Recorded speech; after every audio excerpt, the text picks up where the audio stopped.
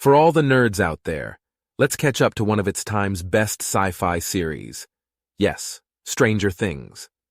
The show holds strange events and mysteries similar to its title. Stranger Things is a Netflix original series directed by the Duffer brothers. The show is set in the fictional town of Hawkins, Indiana, in the 1980s. The show has done an excellent job of capturing the look and feel of the 1980s. The production design, costumes, and music all evoke the era in a way that feels authentic and immersive. From the arcade games to the Walkmans to the rotary phones, the show is full of period-accurate details that help transport viewers back in time. The show also references a number of 80s movies and TV shows, such as E.T., The Goonies, and Stand By Me, which adds to the nostalgic feel. Overall, Stranger Things does a great job of paying homage to the 80s, while still telling a compelling and original story. The performances of the young actors, particularly Millie Bobby Brown as Eleven, were widely praised for their depth and authenticity. The story starts at Hawkins National Laboratory, where a doctor wearing a lab coat is running for his life.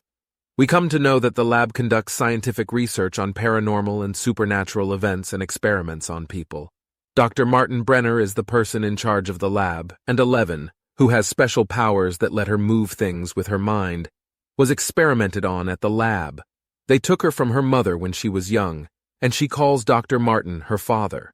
When Eleven escaped from Hawkins National Laboratory, she stumbled upon a group of boys who were on a quest to find their friend, Will Byers.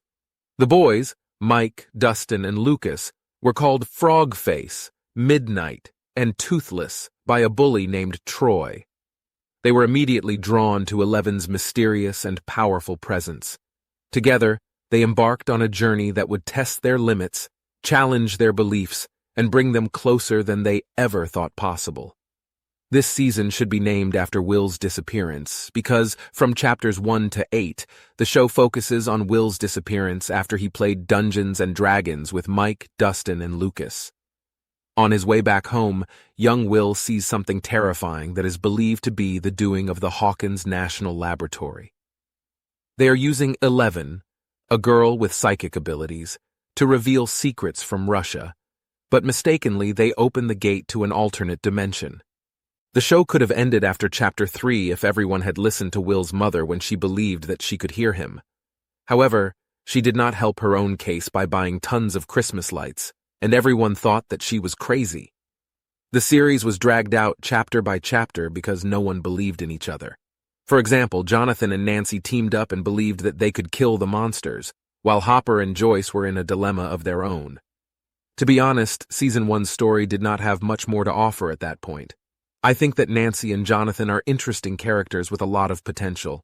While Nancy is portrayed as a girl with good grades who lost her dear friend Barbara, Jonathan is dealing with his own trauma after the loss of his brother. Their shared experiences bring them together and make for a compelling storyline. While their characters could certainly benefit from further development, her actions in the other dimension, where she only carries a torch, fail to impress me. It is completely illogical that she would go to kill a monster with just a torch as her weapon. As for Jonathan, he is initially treated as an outsider and loner, but suddenly Nancy and Jonathan develop feelings for each other without any proper explanation or build-up. This couple took us all by surprise, and it was definitely not a welcome development. The boys' characters and dialogue were well-developed and engaging. Despite being warned by Hopper and facing consequences from their parents, they were determined to find their friend, Will. Will's disappearance was a driving force for the plot, and the boys' loyalty to him was admirable. While it's true that some of the parenting in Stranger Things was less than ideal, I think that the show did a good job of portraying the struggles that parents can face in difficult situations.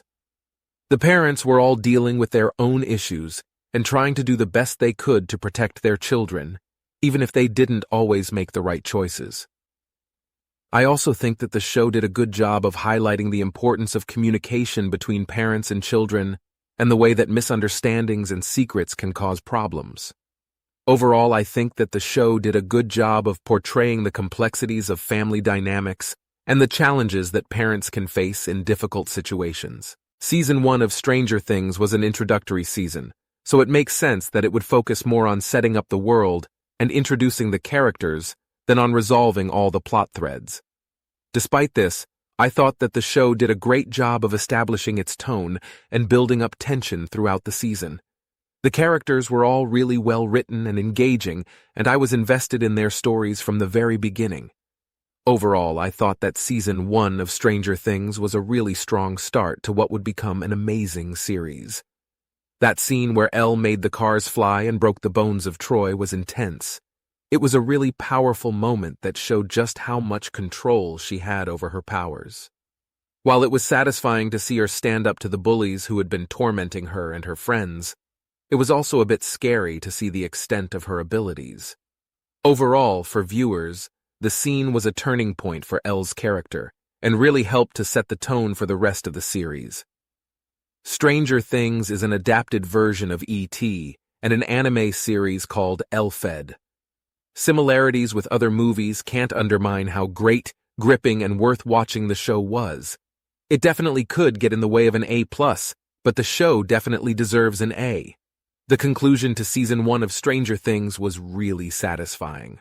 The final episode brought all the storylines together and resolved many of the mysteries that had been building throughout the season. Will was found in a state of distress and confusion with a mysterious illness. The showdown with the Demogorgon was really exciting to watch. It was great to see all the characters come together to fight the Demogorgon. The final scene left us with a lot of questions and made us excited for the next season.